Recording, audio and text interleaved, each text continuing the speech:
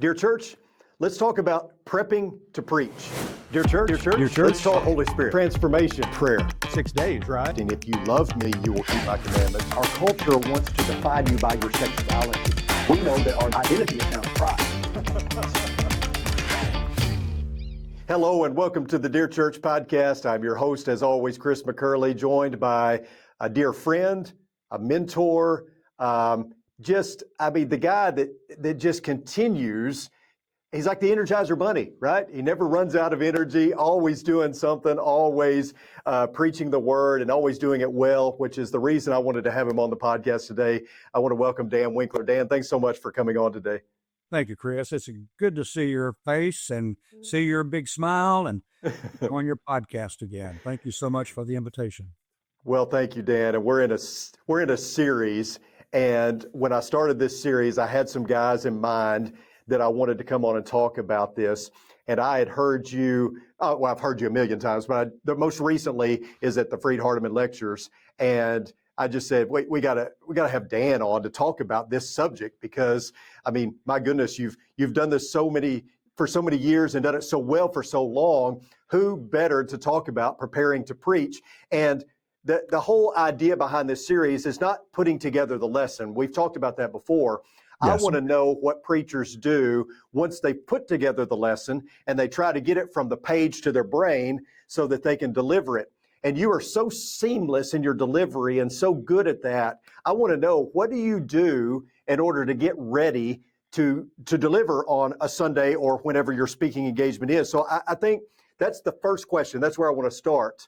Okay. Once you've got everything written out, once you've studied it, what's your process of preparation before you deliver the lesson?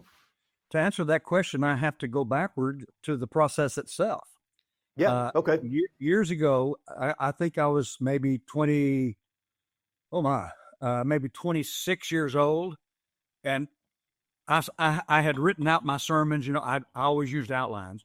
And so I would use an extended outline, and it would be 12, 14, 15 handwritten pages. And so I would take all those notes up there to the pulpit, and I would unfold them and sit them down there, and I would start preaching. And I knew it well enough to know, okay, I finished that page, and I'm preaching, and I would, just continue to change the page. And then I'd get involved in the process, and I would look down, and I'd be 4 pages behind. And so I'd have, to pick up my thought. And I got to thinking, this is for the birds. And so I decided at the age of 26, 27, whenever, to preach without notes. Yeah. And I remember the first time I did that, Chris, was I waited and did it on a Sunday night. Okay. I felt like you had taken the crutches that I had walked up there with and kicked them out from under me. It was so awkward. But I was determined I would not use notes from that point forward. And so as a result, it calls for strategy. Okay? Yeah. So I learned early on to prepare my lessons. You engage in your exegesis. Yeah. If you're doing an expository lesson, you engage in your deep exegesis. If you're doing a topical lesson, for me, a topical lesson, I like to go to 3 or 4 passages to develop the topic and do an exegesis, briefer, of course, of each of those passages to let them tell us what God says about the topic. So you do your exegesis, and then through your exegesis, you see your points coming to the forefront, and you create your outline. I decided a long time ago to create outlines that are no more than 1 page. No more. Okay. And again, through the process of time, my strategy has evolved even beyond that.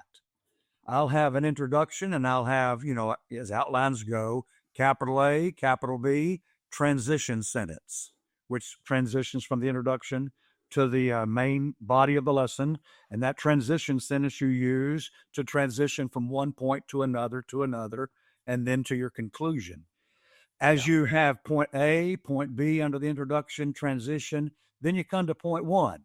And I was determined it's not going to be weighted on point one and a little bit on point four, but I'm going to make it equally weighted each point, and I have only two observations under each main point. An A, a B. A usually is it's I'm in the text, I'm interpreting the text, and then B, I'm applying the text. And to apply the text, I take whatever the point is, and I look at two or three other verses just to substantiate the point, and then I supply an illustration to emphasize or illustrate the point. Then I go to point two using the transition sentence. So you have introduction A, B, you have transition sentence B, point one, interpretation, B, application. Point two, A, interpretation, B, application. Point three. See what I'm doing? Yep. I have a structure in my mind as I'm making the sermon or creating the sermon. Right. And so now, when it comes to putting your sermon into your mind and into your heart, you're not all over the map. You know exactly where you're going when you start. You know where you are in the lesson itself. Okay, I'm on point three, and I have just finished the interpretation, and I'm ready to make application with these three verses I want to read or quote with an illustration to follow. And so I have a structure. So the strategy begins with a smaller outline.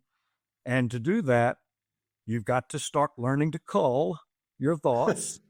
And that's hard. Right. That's hard for a preacher. It is, for sure. And so you have a definite rhythm to your preaching. There's a flow, and sometimes we can be guilty of preaching the same sermon three times in the same lesson, right? Or we can exit off the interstate and go chase a side road and then get back on the interstate. You don't do that. And so I'm curious, what keeps you on point and along the road to this journey of completing the lesson and hitting all the major points without notes? Without notes. I mean, do you take that one outline, that one-page outline up there with you, or you're not even taking it with you? No. That structure is what keeps you from chasing rabbits. Okay. Let me make a point on that. And sure. I have asked my wife, my sweet wife, Diane, your wives can be your best critics. She's not a critic.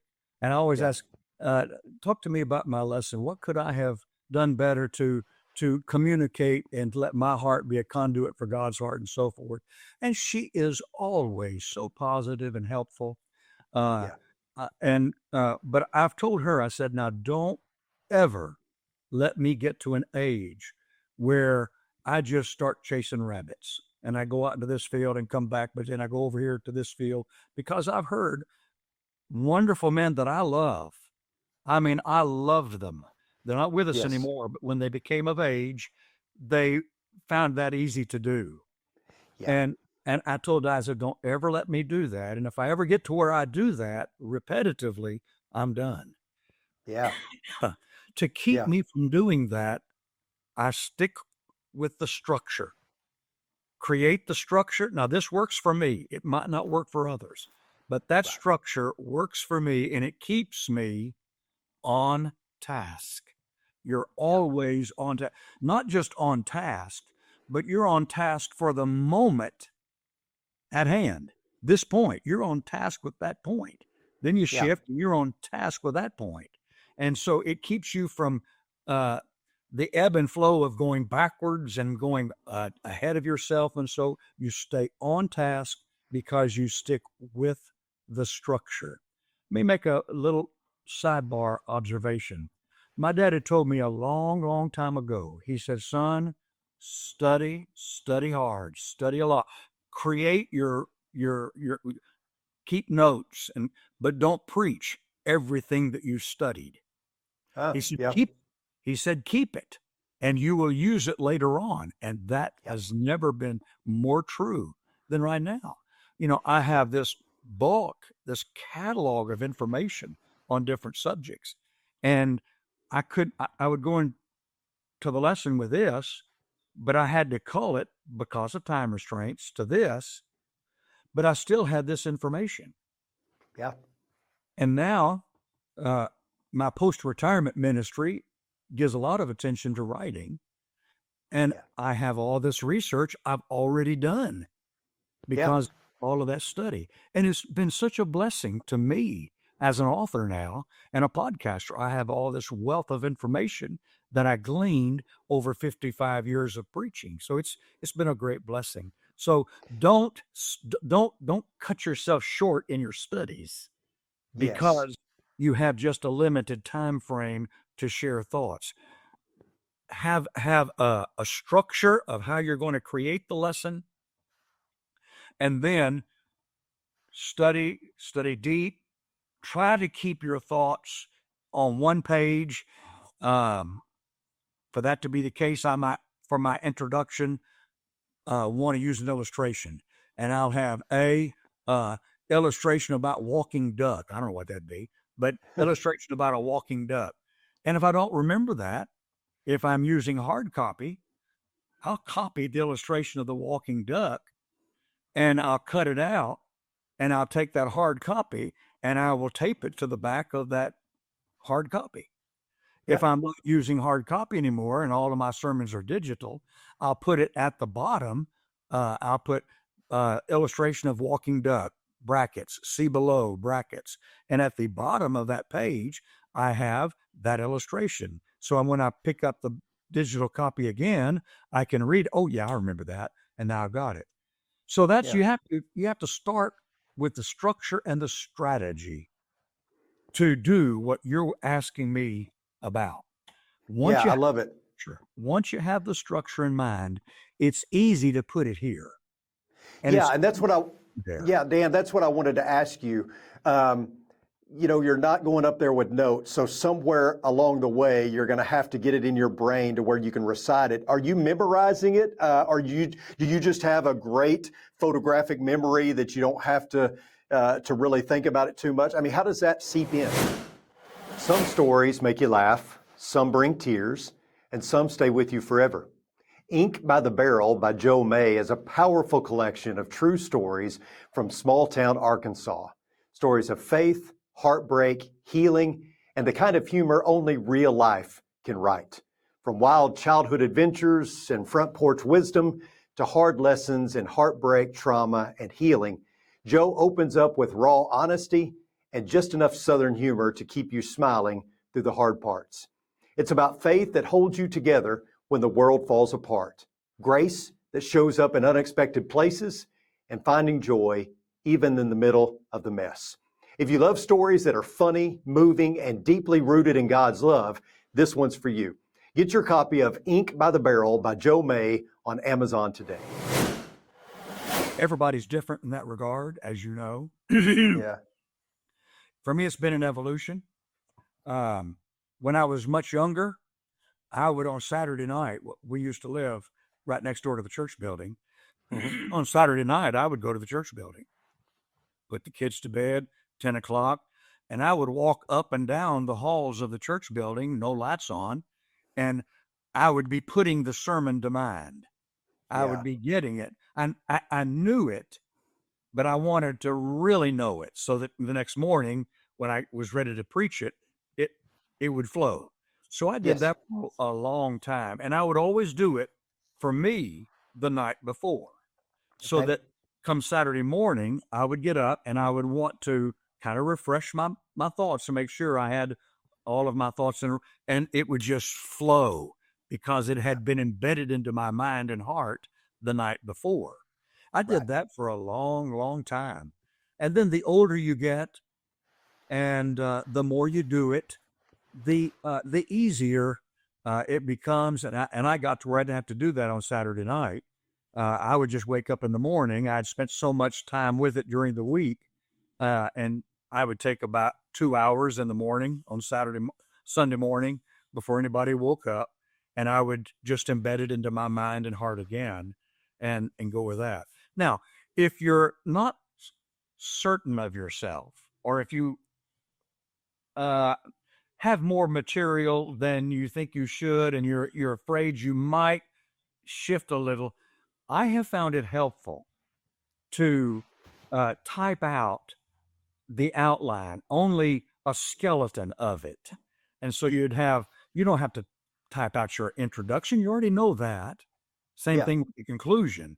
So you type here point one, A, or bullet point, first bullet point, and then you might put 2 words. Second bullet point, 3 verses, 3 passages, hyphen, 1 word for the illustration. And you do that for each of your points. And then if you find yourself in a fog, what was my next point? Then you can look at that little note. Funny observation. When I taught at Freed Hardeman years ago, we made testing fun. And so I would tell them, all right, guys, or ladies and gentlemen, you can bring your notes for your test, but you can only bring what you can put on a 3x5 card. Oh, wow. So put anything you want on a 3x5 card, and you can use that 3x5 card to take your test. After the test, we would swap tests, we would rate them in class, then bring them back, and they'd see what they made. And they'd say, okay, it's time to go over the test. And I'd say, they raise your hand and say, Brother Dan, you said number 2 was true. I put false, and here's why. So tell me what you were thinking. You're right. That was not a well-worded question. Give yourself credit. And then all these hands start popping up there, and they all pled their case, and I would give some credit and some not. But they would have that 3x5 card. I had them come, Chris, and they would take their notes, and they would reduce the font to a size 2. You couldn't read it, but they could with their young eyes. And they had all this on a 3x5 card with size 2 font. Point, you can get a whole lot on a little small sheet of paper if you're not sure of yourself. Use a size 6 or 7 or 8 font and have that with you and put it in a strategic place in your Bible, and you're ready to rock and roll. But hopefully you've spent enough time with it where you have it there for security blanket, but you never ever look at it. Yeah, that's true. Safety net. But so Dan, how many times, and it may not be a relevant question today because you've done it so much that it's kind of, it's instinctual. But when you were first starting out, maybe when you're first beginning in ministry, how many times did you have to go over it before you felt like, you said you'd go over it the night before and then kind of rehearse it Sunday morning? Was that the only times you went over it? Or was sitting with it all week all you needed, really? Sitting with it all week, it becomes a part of you, as you know. Yeah. It's in your heart. It's in your mind. You know what you want to do and say, but Saturday night you were fine tuning it. And I would walk those halls and fine tuning it by saying, I just can't deal with all of this and still have time to do this or still have time to do this. And that's when you learn, okay, this is what I really want to say here. And this is when you learn to cull. And so you fine tune it on Saturday night, and you don't rehearse it, or I didn't rehearse it on Sunday morning. I just, in my mind, would go, okay, point 1, point A, yeah, point 2, these 3 verses, yeah, I got it. Point 2, yeah, I got it. Point B, these 3 verses, yeah, I got them. And I just made sure that it was there on Sunday morning. But I would, when I was doing that, I would preach it to myself. And sometimes I would preach a point, 2 or 3 times, 4 times. That process, when I was doing it that way, I'm talking about an hour and a half or 2 that you're walking a dark hall in the church building. You find a basement in your house or a room by yourself. I never preached in front of a mirror, never did anything like that. But I would do that only to try my best to get it as much as I could into my mind. And Chris, this is very important, and into my heart. You get it in your mind, and you're standing up there and you're giving somebody a memorized speech. A sermon should never be a memorized speech, and it won't be if you've got it in your heart as well. And that process helped me get it in both places. And that's a good point. several years, but then it just evolved to the point to where I didn't have to do that, and it became more a part of you. The process became a Yeah. more part of you, and having that structure again was so important to transitioning from what I was doing to making it just a lot easier, where you didn't have to do it the night before. Yeah, there have been many times when I was younger that I felt like I was just standing up giving a book report. Here's what I studied all week. And you are exactly right. Once you feel it, once it becomes a part of you, then the other things that you worry about it in presentation tends to go away, or at least be less of a factor. But I'm curious, when you're done, do you go back and watch yourself like some people, kind of encourage you to do? Do you evaluate? You already said that you ask your wife. Are there people that you ask to give feedback? Or, I mean, what do you do when you're done to evaluate whether it's successful or not? Okay. Uh, I never go back and watch myself. I never listen to myself. Uh, I, I, I don't like doing that personally. I don't either. I don't either. So I don't evaluate myself, and Okay. and I'm not saying that in an arrogant fashion. I need evaluation. I need Right. to grow. Um, but I guess I'm a little funky on this, but I don't evaluate myself because we're nothing but broken vessels to begin with. And Yeah. the power is the message. And so if I'm evaluating myself, I begin to shift attention away from the message where the power is to the Yeah. message you're trying to be more powerful. And that's Yeah. just an improper shift of emphasis and thought. And Yeah. there are a lot of, I tell people, I'm of Paul, I'm of Apollos, I'm of Cephas, I'm of Christ. Uh, Right. as a preacher, you're going to be one of those three. And usually, so, most preachers are a hybrid, a combination of two. Now, I'm not a Paul. I'm not a church planter. And my Right. long suit is not sitting down with home Bible study. There's some guys that are great at that. Yes. I've done that all of my life, successfully and unsuccessfully. But if I were to put a finger on the pulse of what I do best, I would say that's not that's not what I do better than other things. Um, I'm not a Peter. I'm not a type triple A personality that is a force to reckon with all over the map when I'm standing up there preaching. I, Right.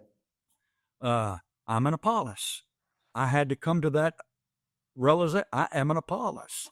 Mighty. Okay, I'm a man of words. I realize that God gave me words, and Yeah. I try to use them as an author and as a preacher. So I'm an Apollos, and if I'm a hybrid, I'm more of an Apollos and a Paul than an Apollos and a preacher, a Peter. Now, I need to figure out who I am as a preacher and keep that in mind. Here's my point. I kind of started chasing rabbits myself there. This is my point is, do you evaluate yourself? There are too many of us that think we're Christ. Yeah. And we stand up in the pulpit like the authority is me. Yeah. And we make a mess of ourselves and a mess of the church because we're thinking that we are the Christ. Though we don't think we're Christ, but we act like it.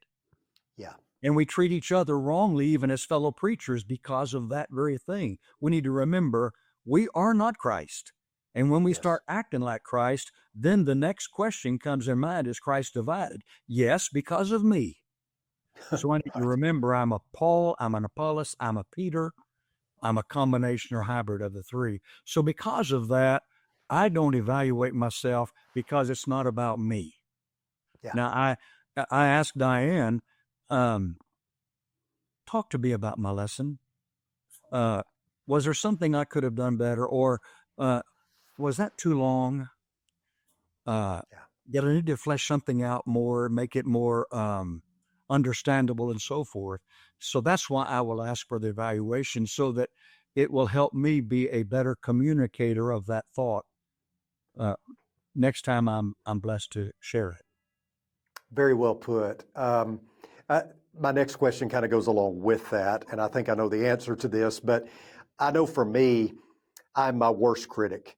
And so I never feel like I hit a home run. I always feel like, I mean, even yesterday, I ended my lesson with a little illustration that I thought, why did I do that? I mean, that wasn't the best illustration I could have used and all that. How do you judge a successful sermon?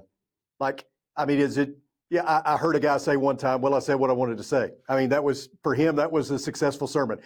How do you judge the success of your preaching?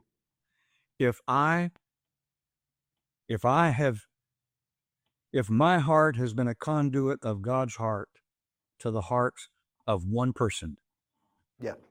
I've been a success.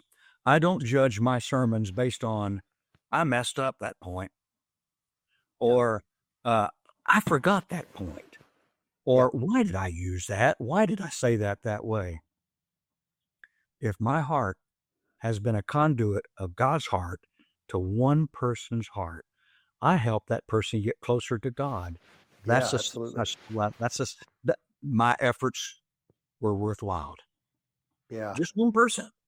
Yep. Yeah. That's a great way to look at it. And all of your planning and your strategy and all of these things, your study that we've talked about, how long is it taking you to put all that together?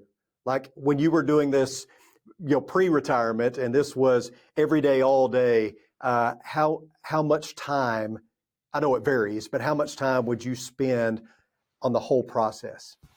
Well, of course, depends on how many lessons you have. Are you talking for just like one lesson? Just one lesson, yeah. Oh my.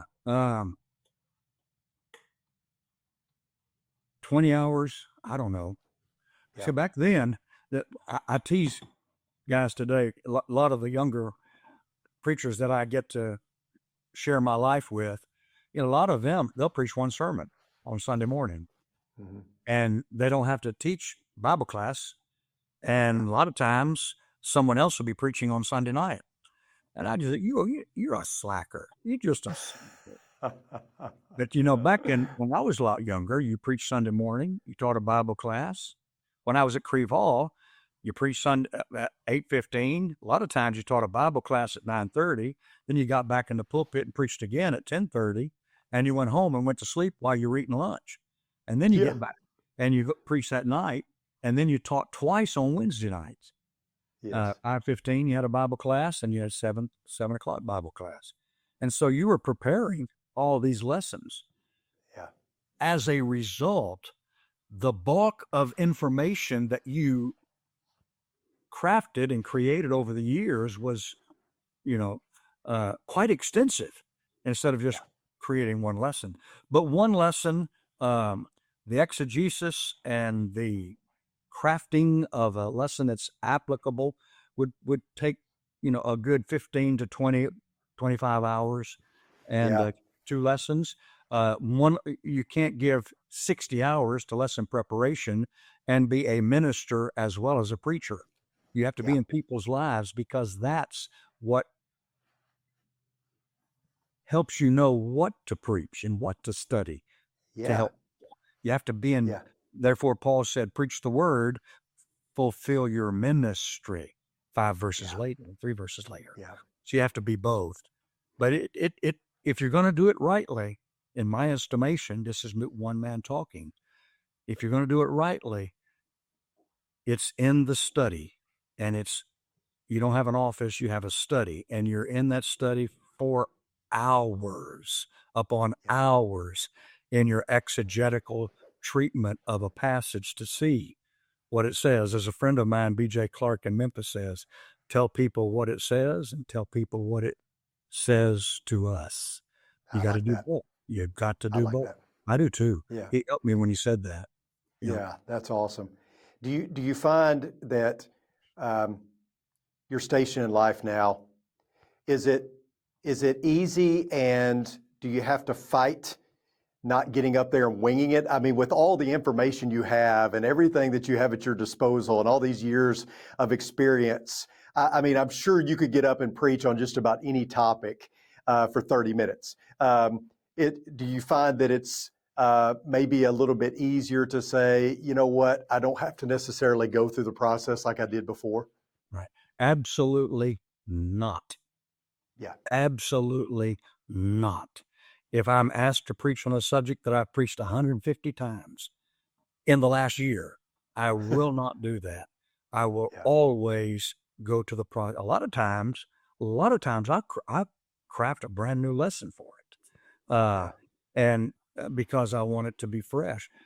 Uh, I can't go to a resource and tell you where to find this, but someone told me years ago that M.B. Hardeman, when preparing for some of the Hardeman Tabernacle sermons, would spend hours of preparation before. Yeah. Brother Hardeman knew the Bible backwards and forwards, but he still engaged in that preparation. Again, you don't get up and wing it, because guess what happens when you wing it? You're chasing one rabbit after another, and when you sit down, people ask, "What was that about?" And Yeah. nobody Yeah. can tell them, nor can you. So you don't get up and wing it. You get up with the structure in your mind and in your heart, and that keeps you on task, and it keeps you from, chasing rabbits. And Yeah. by staying on task, it reminds you of who you are in the process. You're just a communicator of Yeah. something that is very special, that can, it can change people's history, literally change their history. It can take their history away. That's called Yeah. forgiveness. And it can alter their destiny, giving them the Yeah. hope of heaven. That's what it's all about. And in the For sure. process, exalting Jesus so that we can glorify God with our lives. That's what it's all about. And so we need to get away from ourselves, and we need Yeah. to help people see Jesus and help people see God by showing people the Bible.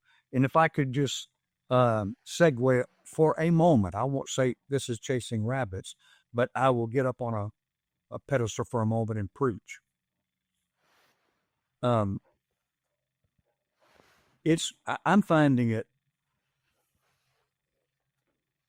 must be challenging for younger preachers, because I don't hear as much Bible, Yeah. and I hear a lot of stories, and even more so, a lot of personal experiences. And there is a place for that. There is a place for that. But Chris, the power is not in the communicator. Yeah. The power is not in any illustration that you can share. The power is not in any personal experience that you have had that you want to tell someone about. That's nothing. That's to be nothing but help people either understand or apply what is important, and that's Bible. And so, if Yeah. I could just take a moment, I would like to encourage all of us, regardless of our age, young, old alike, preach the Bible.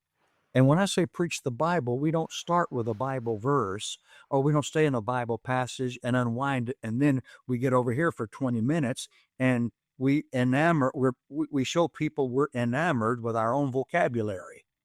Yeah. Right. But we keep people in the Bible. This is where the power is. And I make this statement. I know it's rather bold and it may be judgmental, and I don't mean it to be either, but to make a point. If I get up in the pulpit and I spend most of my time with illustrations that I have found, with current events that I have spent that have are of concern, or with personal experiences, and more of my lesson is that than reading, directing people to more than Bible. This is more than Bible. I'm one of the most arrogant human beings on the face of the earth, because I think that what I have seen, what I have experienced, and what I have found is more powerful than what God Himself has said. Yeah. I think young preachers, you're not a young preacher. You're not an old preacher like me. You're not an old man like me. But I think that we need to share with young preachers the importance of keeping people in the Bible. Old brother Gus Nichols, you know that name. He Yes. told young preachers he was trying to influence. He said, "Boys, if you don't do anything else, just get up and read the Bible when you preach, at least that much of it, of your sermon, will be right. Yeah, right. So Very well stated. preach the Bible, be in the Bible. And I like to preach, and I don't like to get up and quote chapters. If I want people with me in the Bible, I'm taking the Bible with me into the pulpit, and I'm opening up the Bible, and I'm reading, and I'm asking people to read along with me. And then we go back and verse by verse, phrase by phrase, word by word, whatever. They're with me as we segment this, break it down, exegete it, interpret it, and then try this passage over here. Look at this one over here. And they substantiate what we just found. That reminds me of, and then you're in an illustration, and then you come right back to the text. And you're in the Bible all the time, keeping people in the Bible, and that's where the power is. So, Absolutely. If I could have segued, maybe you didn't want me to, but I did anyhow. I just feel like that's very, very important. No, I think it's very well stated. I think it's a good place to wrap up. Thank you so much, Dan, for being on here today and taking time out of your schedule to be with us. I love you, brother, and I'm so thankful for your contributions to the kingdom. Thank you. Love you too, Chris.